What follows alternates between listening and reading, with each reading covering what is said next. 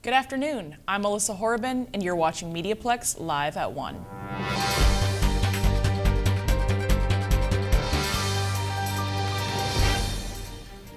Sacrifice and Courage, the Dieppe Raid Remembered, is a temporary exhibit you can check out at the Chimchuk Museum.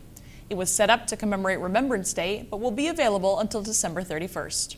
Reporter Sanjay Maru stopped by to learn about the role Canadian soldiers played in the Dieppe Raid. This year marks the 75th anniversary of the Dieppe Raid. To mark the anniversary, an exhibit has been put together at the Chimchuk Museum in downtown Windsor. Research assistant Nicole Chittle says that construction of the exhibit was a long and educational process. We started the project about a year ago, and we wanted to do something to celebrate the 75th anniversary of the raid, which was just this past August.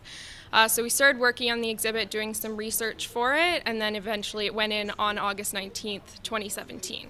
The raid sent 553 men from our region to Dieppe Beach in France. Over the 9-hour mission, most of the men became prisoners of war, with many dying and only a few returning home.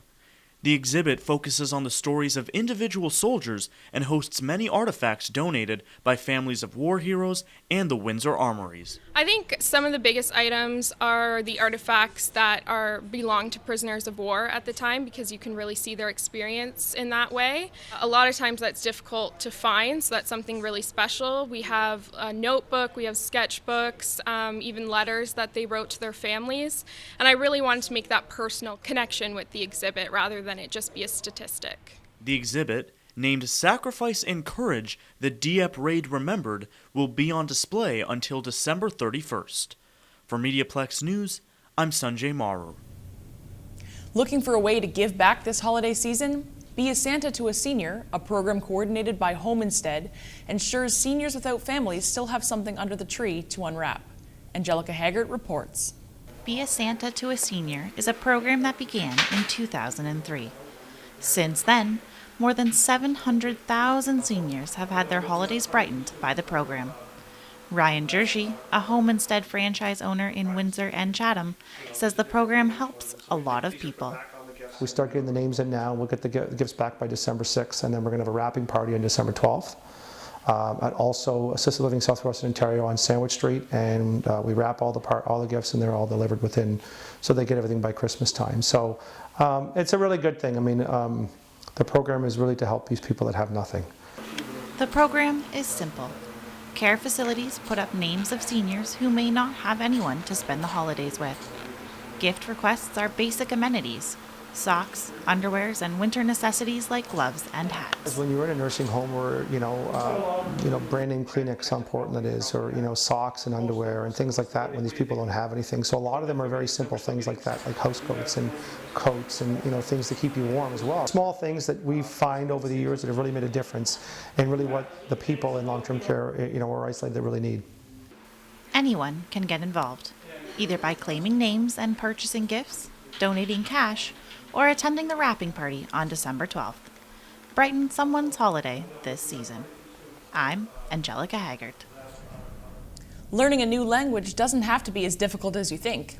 Every Thursday night at Craft Heads Brewery, you can learn or practice a new language just by talking to someone else. March Wren has the details on this weekly event.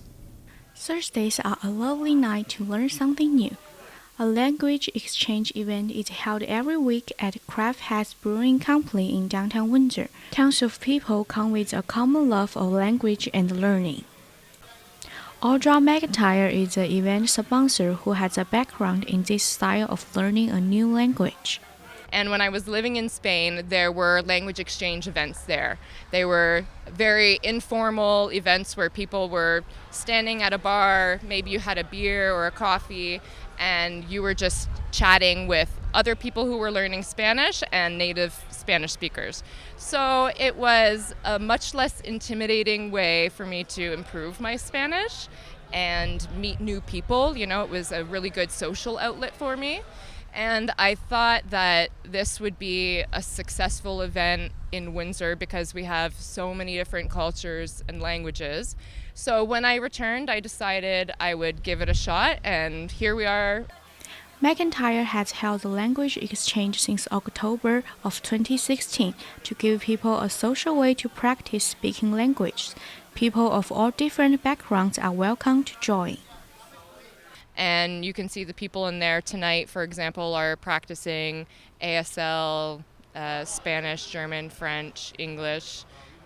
So yeah, it just depends on the night and who comes, but we always have a variety of speakers and a lot of different opportunities for practicing different languages. McIntyre knows some people find it scary to talk with a native speaker of another language, especially for a beginner.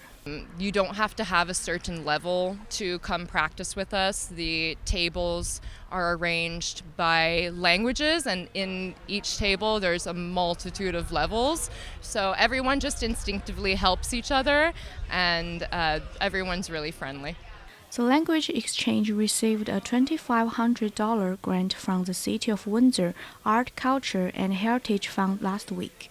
They will continue hosting weekly events and promote cultural journalism to the community. For MediaPlex News, I'm Marchen. The Twisted Sisters have added their voices to St. Clair's 2017 Christmas CD. Lori Baldassi caught up with the Twisted Sisters to learn more about the project. St. Clair College has announced their annual Christmas CD featuring the band The Saints. And it wouldn't be Christmas without the Twisted Sisters Liz Robinson and Stephanie Baker's holiday vocals. I caught up with them to talk about their Christmas CD connection. No idea what they were getting into when they asked us to join. Actually, it's been really neat how they've kind of taken us under their wings. These incredible musicians, the caliber of musicianship that we're involved. We're rookies in it, you know, everybody else is literally a professional. We're still starstruck. And it went from come and sing a little bit to, you know, get a little bit more involved, and then they asked us to join the band. So it was just, you know, surreal. It's, yeah, every so often we look at each other and if it's a dream, please don't wake me up. Caesars Coliseum has hosted the biggest names in the entertainment industry and will also host the Christmas concert again this year. I asked the sisters what it was like to be on that stage. Because we don't get to see, obviously, the full show, when we get to see footage of the lights and the sound and just the spectacle of the show itself, that was us. We were up there. That's incredible. Like, it's overwhelming. The Saint CD is available on iTunes for download, and the live concert is on December 22nd at the Coliseum at Caesars. The show is open to all ages, and tickets are available now at caesarswindsor.com. Funds raised from the CD and the concert go towards local food banks. I'm Lori Baldassi. It was the 23rd annual Jingle Bell Run, Walk and Wheel in Essex on Sunday. The event has raised thousands of dollars for community living Essex County, supporting more than 640 people with an intellectual disability through Essex County. Tony DeSantis, Manager of Community Relations, spoke to us about the event. People come to the event and they realize there's a lot of value to it, not only providing support to community living in Essex County in participating, but also in the fact that I think we do a great job here. We have a great group of volunteers. Ken Ford is a wonderful host. People come, they pay their fee, they get fed, they have a great time, they get into the spirit of Christmas. There's some prizes that have been given away. Everybody gets a medal, and it's a great value for family to come out. So I think that the word gets out, and that's why we've been around for so long. Doctors Without Borders held an event to raise money for their organization and celebrate diversity in the community. The evening, called Friends of MSF's Night Without Borders, was filled with food, dancing, and performances, all representing different cultures. The food was donated by several different local restaurants. The event was open to anyone, and attendees were encouraged to dress in clothing representing their culture. Seeing a lot of African dresses, people, and also seeing different people from part of the world in their attires. It's truly encouraging if you ask me.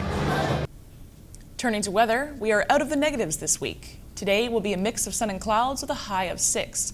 Tomorrow will be sunny with a high of 7. And Wednesday will bring some light rain, also with a high of 7. Thanks for tuning in. I'm Alyssa Horrobin, and you've been watching MediaPlex Live at 1.